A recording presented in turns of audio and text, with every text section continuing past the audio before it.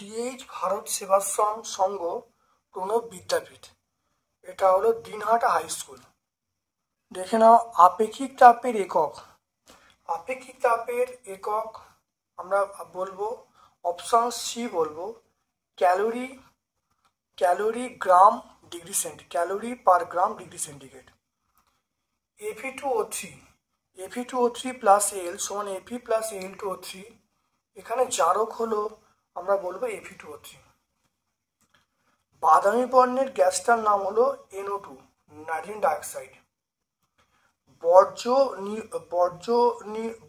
নিরোধকের মাধ্যমে তড়িৎ প্রবাহ মাটিতে চলে যায়। ফিউজ তার যে দুটি ধাতু দিয়ে তৈরি সেটা হলো টিন এবং সীসা। NaCl এর তড়িৎ বিশ্লেষণে ক্যাথোডে কি উৎপন্ন হবে? NaCl এর তড়িৎ বিশ্লেষণে ক্যাথোডে দেখতে পাচ্ছ আমরা বলবো Na ধাতু। ক্যাথোডে উৎপন্ন হবে আমরা বলবো Na গ্যাস। প্রদত্ত কোনটি তড়িৎ বিশ্লেষ্য পদার্থ নয়? যেমন চিনি তড়িৎ বিশ্লেষ্য পদার্থ নয়। বেলে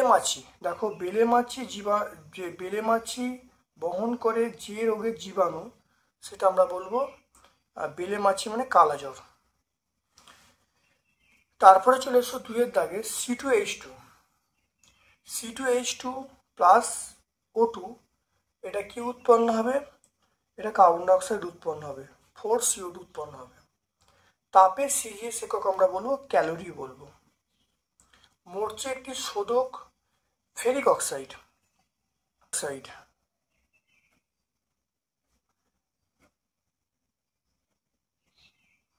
মরছে একটি শোধক ফেরিক অক্সাইড।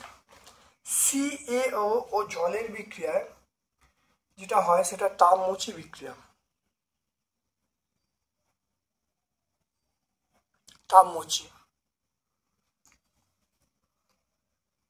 এরপর চলে এসো বরফের ক্ষেত্রে চাপ বাড়লে গলনাঙ্কের কিরূপ পরিবর্তন ঘটে?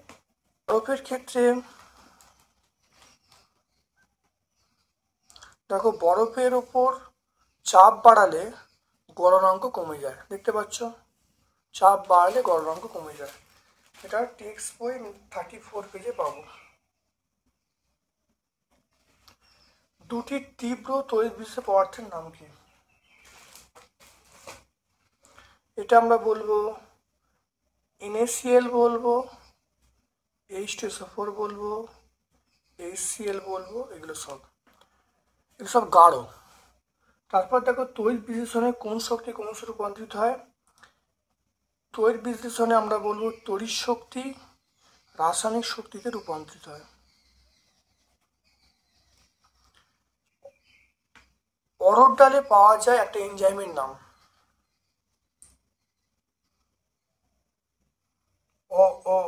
অরহর ডালে পাওয়া যায় সেটা ইউরিয়েজ।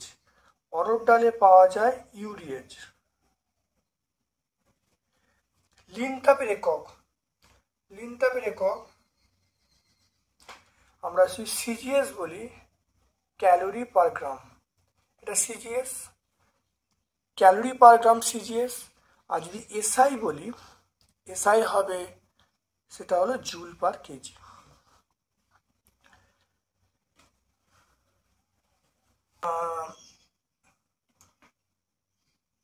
Sn2+, তার থেকে দুটো ইলেকট্রন বাদ যাচ্ছে।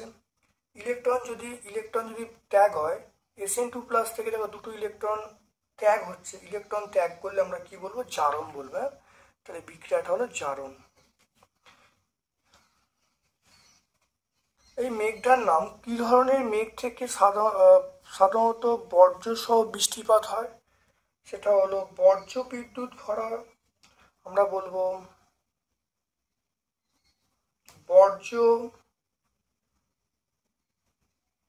বিদ্যুৎ ভরা ঝড়ের মেঘ। বজ্রবিদ্যুৎ ভরা ঝড়ের মেঘ। দেখো হিমমিশ্রণ কাকে বলে? হিমমিশ্রণ আমরা টেক্সট বই 35 পেজে পাবো।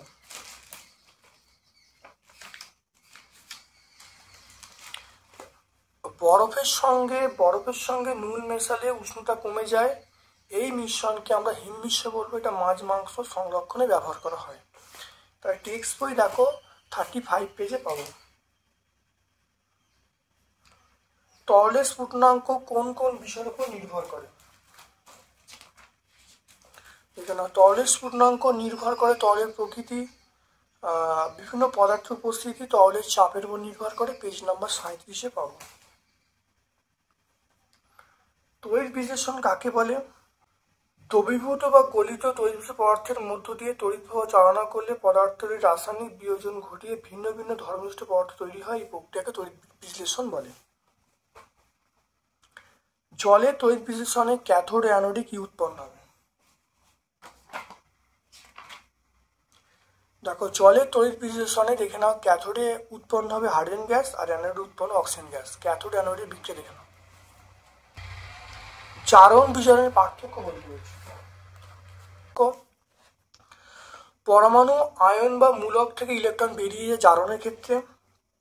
বিজারণের ক্ষেত্রে পরমাণু আয়ন মূলকের সঙ্গে ইলেকট্রন যোগ হয়। জারণের একটা উদাহরণ দেওয়া হলো, দেখতে পাচ্ছ। তারপরে দেখো জারণের একটা উদাহরণ, বিজারণের একটা উদাহরণ দেখতে পাচ্ছ।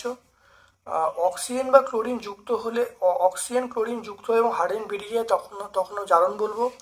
অক্সিজেন ক্লোরিন বেরিয়ে যায়, হাইড্রোজেন যুক্ত হয়, তাকে আমরা বিজারণ বলবো। 3টে পয়েন্ট দেখে নাও ভালো করে। টেস্ট টিউবে সালফিয়ার অ্যাসিডের লঘু জলীয় দ্রবণে কিছু পরিমাণ জিঙ্কে ছিবড়ে নিয়ে কি পরিবর্তন হবে দেখতে বলছে। Zn প্লাস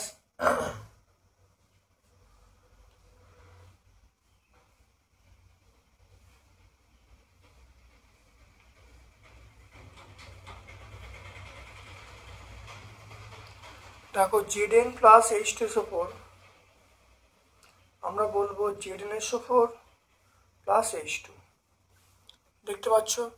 তাহলে Zn প্লাস H2SO4 সমান দেখো ZnSO4 বলবো প্লাস H2 বলবো।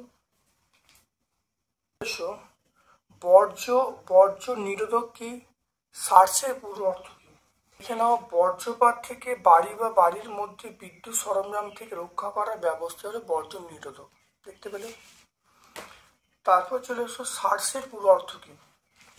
সার্সের পুরো অর্থ দেখো সিভিয়ার অ্যাকুইড রেসপিরেটরি সিনড্রোম। এটা 159 আমরা পাবো।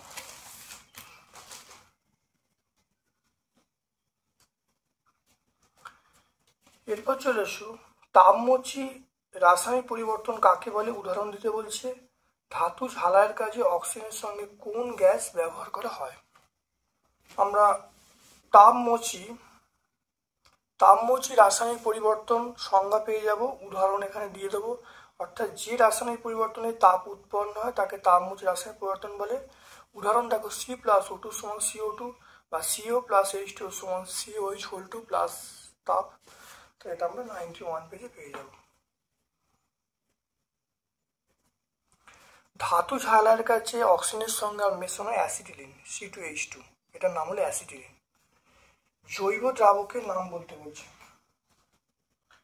আর দেখো আমরা জৈব দ্রাবকে আমরা টেক্সট বইয়ে অনেকগুলো জৈব দ্রাবক পাই। এটা ইথার বলতে পারি, বেঞ্জিন, ক্লোরোফর্ম বলতে পারি। তাহলে আমরা লিখে দেবো ইথার। তাহলে জৈব দ্রাবকের নাম আমরা ইথার বলবো। Zn প্লাস CuSO4 সমান আমরা বলবো ZnSO প্লাস Cu। এখানে জারণ বিজারণ, জারক বিজারক অর্থ চিহ্নিত করতে বলছি। Zn প্লাস CuSO4 আমরা কি বলবো? ZnSO4 plus Cu। তাহলে এইটা হলো বিজারণ, এইটা হলো বিজারণ, আর এইটা আমরা কি বলবো? জারণ বলবো। আর এখানে জারক, এটা জারক বলতে এটা জিঙ্ক হলো জারক, আর সিও4 হলো বিজারক। তাহলে জেডেন থেকে জেডেনএসও4 হলে এটা বিজারণ হবে, অর্থাৎ জেডেনটা হলো জারক। সিও4 থেকে সিও হবে, এটা আমরা কি বলছি, এটার নাম হলো জারণ, এটার নাম জারণ আমরা বলেছি। তাহলে এটা সিও4 আমরা বিজারক বলবো।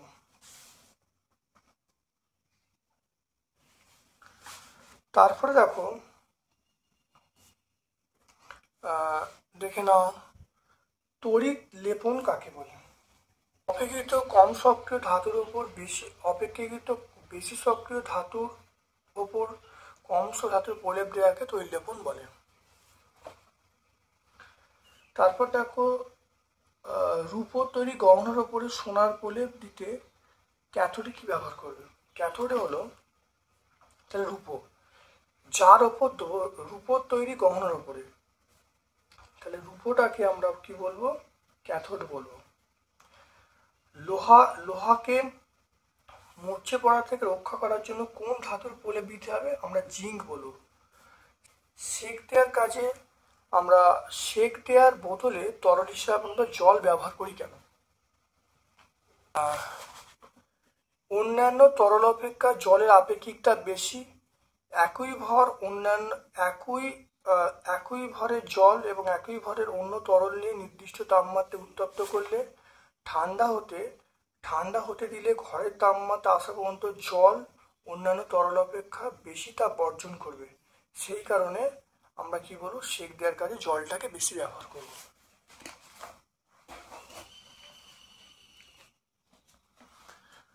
চলে এসো এরপর লাইফ সায়েন্সের পোর্শনে। দেখো লাইফ সায়েন্সের পোর্শনে ডেঙ্গি জ্বরে কোন রক্তকণিকার সংখ্যা মারাত্মক কমে যায়, সেটা আমরা বলবো অণুচক্রিকা। কৃত্রিম পদ্ধতিতে মাছের ডিম পোনা তৈরি করার জন্য যে গ্রন্থি নির্যাস নেওয়া হয় সেটা হলো পিটুইটারি। আমের জন্মস্থান আমরা ভারত বলবো। মোম গ্রন্থি দেখা যায় শ্রমিক মৌমাছির পেটের থলিতে। মুরগি পালনের আধুনিক পদ্ধতির নাম ডিপ লিটার পদ্ধতি বলতে পারি, ডিপ লিটার পদ্ধতি বা ব্যাটারি খাঁচায় মুরগি পালন পদ্ধতি।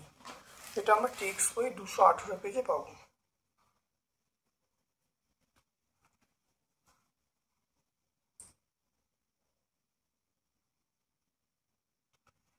মাছের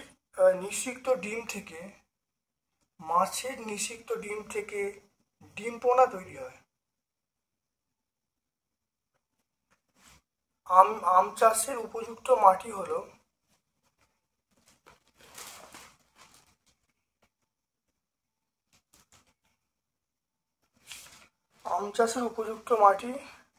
আমরা বলবো পলি আর উর্বর দোআঁশ মাটি। এটা টেক্সট বই 207 আমরা লিখব। তুলো ড্যাশ জাতীয় ফল। তুলো হলো ড্যাশ জাতীয় ফসল। তুলো হলো তন্তু জাতীয় ফসল।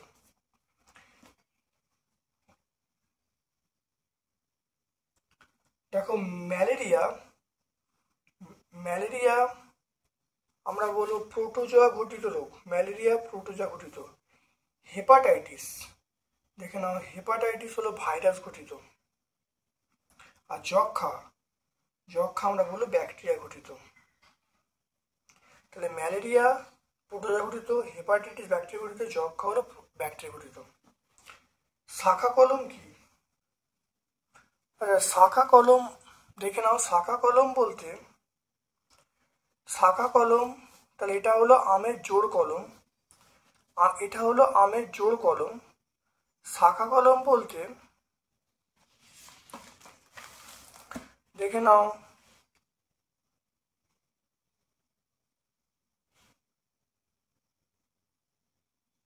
দেখো করবী, দেখতে পাচ্ছ করবী জবা গাছের ডাল কেটে মাটিতে পুঁতে দিলে সেখান থেকে নতুন গাছ বেরোয়। কিন্তু এটা কিন্তু এক ধরনের শাখা কলম। বোঝা গেল, এটা এক ধরনের শাখা কলম, অর্থাৎ উদ্ভিদের কোনো অঙ্গ থেকে নতুন উদ্ভিদ তৈরি হওয়াকে আমরা কি বলবো? শাখা কলম বলবো।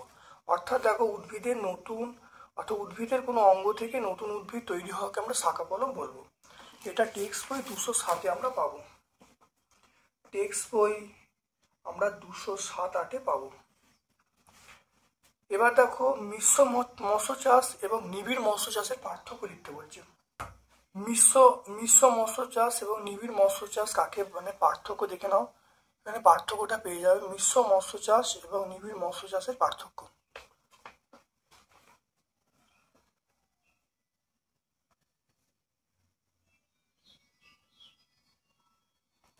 চায়ের কোন উপাদানটি দাঁতের ক্ষয় রোধ করে? দেখো চায়ের কোন উপাদানটি দাঁতের ক্ষয় রোধ করে? দেখো চায়ের মধ্যে ফ্লুরাইড দাঁতের ক্ষয় রোধ করে। সবুজ চায়ে থাকা কোন উপাদান হার্ট অ্যাটাক রোধ করে? দেখো সবুজ চায়ে ভিটামিন কে হার্ট অ্যাটাক রোধ করে, তাই 209 আমরা পাবো।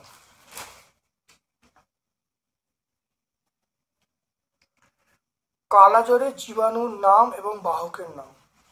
কালাজ্বর এর জীবাণুর নাম হলো লিশম্যানিয়া, আর বাহক আমরা বলবো বেলেমাছি। তাহলে 158 পেজে আমরা পাবো।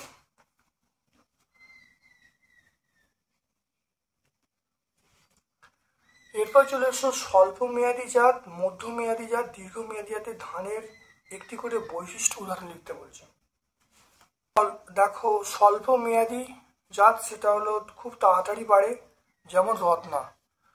তারপরে মাঝারি, এটা ধান পাকতে মাঝারি সময় লাগে, এটা জয়ন্তী। আর নাভি মানে ধান পাকতে বেশি সময় লাগে, স্বর্ণ, মাসুরি এগুলো। তাহলে এটা আমরা টেক্সট বই 204-এ পাবো।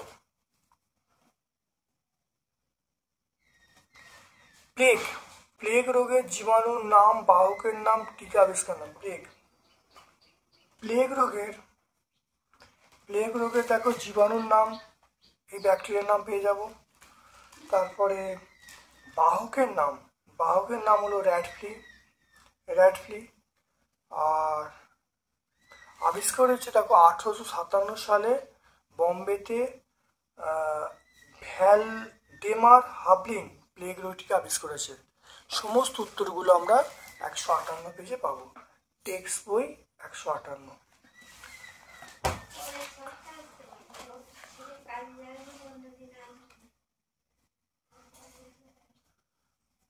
তাহলে আজকে আমরা 11তম স্কুলটা সম্পূর্ণ সলভ করলাম। আমার পক্ষ থেকে সকলকে ধন্যবাদ এবং শুভকামনা জানাচ্ছি। খুব ভালো করে ভিডিওগুলো দেখো, অত্যন্ত কার্যকরী ভিডিও। আমার পক্ষ থেকে সকলকে শুভকামনা জানাচ্ছি।